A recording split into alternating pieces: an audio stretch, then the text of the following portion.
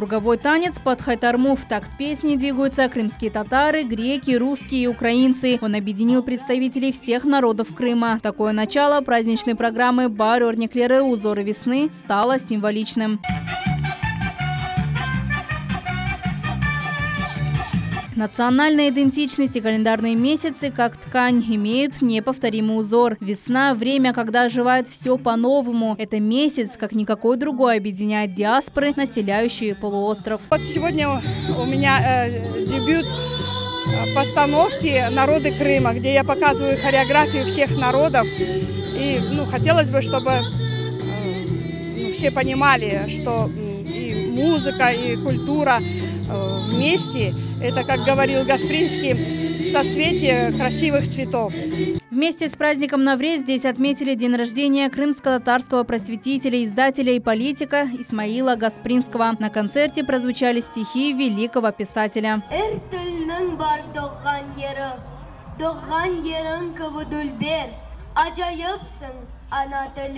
Также выступил детский состав ансамбля «Эбидиет». Совсем юные звездочки исполнили известную песню «Хайтарма».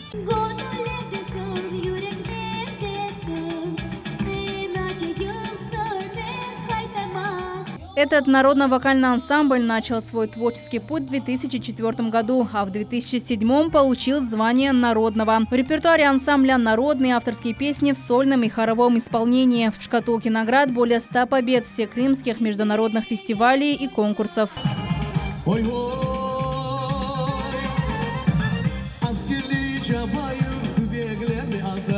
Энергия и харизма, профессионализм и неиссякаемое трудолюбие – все эти качества присущи художественному руководителю этого ансамбля Наджие Филимоновой. За это ученики бесконечно благодарны. Сегодня в городе Бахчисарай праздник. Мы организовали вот такой вот концерт. Я выступала из ансамбля «Эбидиет». Я очень благодарна нашему руководителю Наджие Филимоновой. Концерт юных талантов стал настоящим праздником для более чем 300 зрителей.